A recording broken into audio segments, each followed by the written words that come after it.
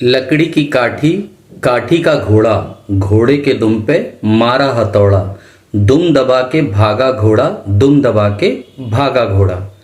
अब भाई जब घोड़े के दुम पर आप हथौड़ा मारेंगे तो वो भागेगा ही। हम बचपन से अपने बच्चों को क्या सिखा रहे हैं कि ये घोड़ा है, लकड़ी का है, अभी तुम छोटे हो, वो लकड़ी की काठी का है, उसकी दुम पर अगर हथौड़ा मारोगे तो वो दौड़ लगा के भागेगा और बच्चा इस पे खिलखिला के हंस देता है। ये बचपन से हम अपने बच्चों में डाल रहे हैं। वही बच्चे धीरे धीरे बड़े होते हैं तो उनको तो वो पुराना बचपन का याद है कि हमने एक लकड़ी का घोड़ा था, उसकी दुम पर हथौड़ा मारा था तो वो भागा था दौड़ लगा के और हम हंसे थे। ये उस छोटे से बच्चे को याद है। यही बच्चे जब बड़े होते जाते हैं धीरे धीरे तो वो स्ट्रीट डॉग, रोड पर चलने वाले आवारा कुत्तों को मारते हैं, पत्थर मारते हैं, कहीं उनकी पूंछ में बम बांधेंगे, कहीं होली के कलर डालेंगे, रंग डालेंगे, जिससे उन्हें इचिंग, इरिटेशन, परेशानी होती है। फिर इस पर एक वो अलग सी कॉम है ना अपने यहाँ, OMG वाली, वो आ जाती है बीच में। अरे नहीं नहीं, दिवाली तो त्योहार ही खराब है, इसमें तो जानवर बहुत परेशान होते हैं, जानवरों को तंग किया जाता है, उनके पूंछ में बम बांध दिए जाते हैं। अरे होली तो बेकार त्यौहार है, जानवरों के ऊपर कलर डाल दिया जाता है, इससे बेचारे बेजुबानों को इचिंग, इरिटेशन होती है। ये OMG वाली गैंग है ना, जो कि अपने डिनर टेबल पे, लंच टेबल पे मार मार के भले जानवर ही खाए पका के, पर उस समय चूंकि त्योहारों पे किसी पे तो दोष देना है, तो चलो हिंदू त्योहारों पे ही, सनातनी त्योहारों पे ही दोष दे दिया जाए कि दिवाली खराब है, होली खराब है। पर त्योहार नहीं खराब है। दिवाली आती है खुशियां मनाने के लिए, रोशनी, प्रकाश फैलाने के लिए। होली आती है पुराने गिले शिकवे भूलकर एक दूसरे से गले मिलने के लिए, रंग लगाने के लिए, मिठाई खिलाने के लिए। पर हम जो अपने बच्चों को बचपन से सिखा रहे हैं वो गलत है कि लकड़ी की काठी, काठी का घोड़ा, घोड़े की दुम पे मारा हथौड़ा। यही क्यों सिखाना? ये क्यों नहीं सिखा सकते हम? लकड़ी की काठी, काठी का घोड़ा, घोड़े को हमने खिलाया छोला भटूरा, या घोड़े को खिलाया हमने ब्रेड पकौड़ा। ऐसा कुछ सिखाइए ना अपने बच्चों को। मेरी बात पे शायद आप लोग को हंसी आए, पर जब हम अपने बच्चों को बचपन से ही ये जो बेजुबान जानवर हैं इनको मारना पीटना सिखाएंगे तो बड़े में अचानक से जाकर इनके लिए कोई ममता या प्रेम इकट्ठा नहीं हो जाएगा उसके मन में। आप कभी भी देखिएगा, बच्चे किसी भी जानवर से, कुत्ते से, किसी भी पक्षी से प्यार तभी करते हैं जब आप उसको घर ले आते हैं पालने के लिए, और वो उसको समझता है कि मेरे पिताजी ने, मेरी माताजी ने इसको, ये जो पंक्षी लाया है, जानवर लाया है, मेरे खेलने के लिए लाया है। तब उस बच्चे के मन में उस जानवर के लिए लगाव और ममता उत्पन्न होती है, क्योंकि वो उसके साथ खेलने के लिए आया है। वो कोई खेल की चीज नहीं है, खिलौना नहीं है, खेल की सामग्री नहीं है। लेकिन हम बचपन से अपने बच्चों को कि लकड़ी की काठी, काठी का घोड़ा, घोड़े की दुम पे मारा हथौड़ा, ये सिखा रहे हैं। और फिर हम सोचते हैं कि हमारा वो बच्चा बड़े हो जाने के बाद ये जितने भी टीवी मीडिया चैनल वाले हैं जो एनिमल लव की बात करते हैं और त्योहारों को बैन करने की बात करते हैं, उनसे अलग बनेगा। नहीं, बिल्कुल नहीं बनेगा। कैसे अलग बनेगा? जब रात दिन आप टीवी मीडिया में उसको यही दिखाएंगे कि एनिमल लवर जितने होते हैं वो ऐसे त्योहारों से दूर रहते हैं, तो वो अपनी संस्कृति, अपने त्योहार से दूर होगा उस एनिमल लव के चक्कर में। ये मत सिखाइए, बचपन से सिखाइए अपने बच्चों को।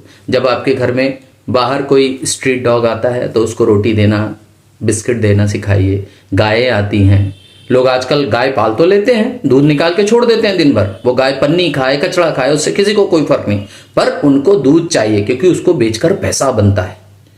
पर जिस गाय की वजह से पैसा बन रहा है, उसकी गाय की देखरेख के लिए 1 रुपया नहीं खर्च करना, उसको दिन भर छोड़ देते हैं, वो कचरे में से कहीं से भी बीन के खाए।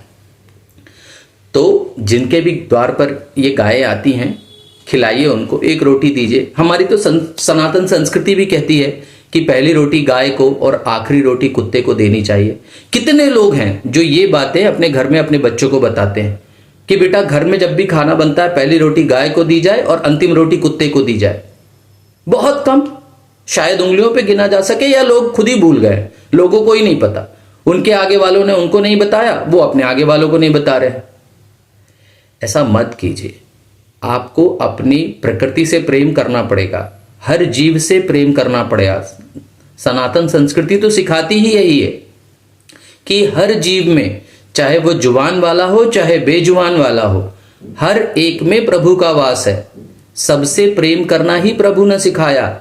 हमने तो अपने भगवानों को भी प्रतीकात्मक रूप में माना है। गणेश जी क्या हैं? वराह अवतार क्या हैं? हमने जानवरों तक में रूप देखा है भगवान का, या हमने अपने भगवान को उस रूप में ढाला है। हमारे पूर्वज जो पुराने लोग थे वो जानते थे कि ये जो आगे आने वाला कलयुग है, इसमें जो इंसान है वो अपने अलावा किसी को भी कुछ भी नहीं समझेगा, स्वार्थवश सिर्फ अपने लिए सोचेगा। अपने तन की भूख, अपने मन की भूख, सिर्फ अपने लिए, स्वयं स्वार्थ सिद्धि के लिए ही सब कुछ करेगा। तो वो लोगों ने तो भगवान भी हमको प्रतीकात्मक रूप में दिए। ईश्वर तो एक ही है ना, उस ईश्वर के अवतार हैं राम कृष्ण, आप जिस भी रूप में मानना चाहें। हमारे यहां तो पूरी उत्पत्ति, प्रकृति की उत्पत्ति कैसे हुई, इसके एक एक छोटे छोटे उदाहरण मिल जाते हैं ना। कि सबसे पहले जो अवतार था वो मच्छप अवतार था, मछली का अवतार था जो पानी में चल सकता था। उसके बाद आया कच्छप अवतार, कछुए का अवतार जो पानी और धरती दोनों पर चल सकता था। फिर आया वराह अवतार जो पानी, धरती और बीच की कीचड़ इसको भेद सकता है। तो हमारी संस्कृति तो हमको बहुत कुछ सिखाती है, बशर्ते हम उस संस्कृति से सीखना चाहें, उस संस्कृति से अपने आगे आने वाली पीढ़ी को कुछ सिखाना चाहें। हम अगर स्वयं ही नहीं सीखेंगे तो हम अपने आगे आने वाली पीढ़ी को क्या देकर जाएंगे? यही लकड़ी की काठी, काठी का घोड़ा, घोड़े की दुम पे मारा हथौड़ा, यही मारकाट। मेरी आप सबसे विनती है, अच्छी शिक्षा दीजिए अपने बच्चों को, आने वाली पीढ़ी को, ताकि वो अच्छे बेहतर इंसान बन सकें, समाज में सबको एक रूप में देख सकें। चाहे इंसान हो चाहे जानवर, सबकी रिस्पेक्ट करें। त्यौहार जितने भी हैं सब अच्छे हैं, त्योहारों को दोष ना दें। बचपन से हमारी जो अपब्रिंगिंग है वही खराब है। हमें सिखाया ही गया है कि जानवरों को परेशान करो, बच्चा हंसेगा, मजा आएगा। नहीं, बिल्कुल नहीं। जानवर के अंदर भी वही आत्मा का स्वरूप है जो हमारे अंदर है, उसको भी प्रभु ने ही बनाया है, उसको भी उतना ही जीने का अधिकार है जितना हमें है। वरन इंसान से ज्यादा वफादार जानवर होते हैं। आप एक कुत्ते को जो आपके घर के बाहर आता है, स्ट्रीट डॉग, रोटी देकर देखिए 3 दिन, वो आपको 3 साल तक नहीं भूलेगा। आप किसी इंसान को दीजिए 3 साल तक रोटी खिलाइए, खाना, एक बार उसके मन का नहीं कीजिए, तुरंत आपको भूल जाएगा। प्रेम कीजिए सबसे, सबको अपना समझिए। इस प्रकृति में सब आपके हैं, ये पेड़ पौधे, हवा, प्रकाश, पानी, जो भी आपको लगता है कि जिनकी कोई कीमत नहीं है, वही सबसे ज्यादा अमूल्य है। उसमें ये बेजुबान जानवर भी आते हैं, सबका अपना कुछ ना कुछ कार्य है। केचुआ जो मिट्टी में चलता है, जिसको आप किसी काम का नहीं समझते, वो भी अगर मिट्टी ना पलटे तो आपकी एक अच्छी प्राकृतिक खाद नहीं बनेगी। कंपोस्ट खाद आजकल बेची जा रही है और ये नॉर्मल खाद से महंगी बिकती है। क्यों? क्योंकि उसके अंदर एक जीव केचुआ मेहनत कर रहा है रात दिन उस मिट्टी को पलटाने का। छोटे से छोटे जानवर को प्रकृति ने बनाया है क्योंकि उसका कोई ना कोई मूल्य है, उसके लिए कोई ना कोई कार्य निर्धारित कर रखा है। प्रेम कीजिए सबसे। जय श्री हरि विष्णु।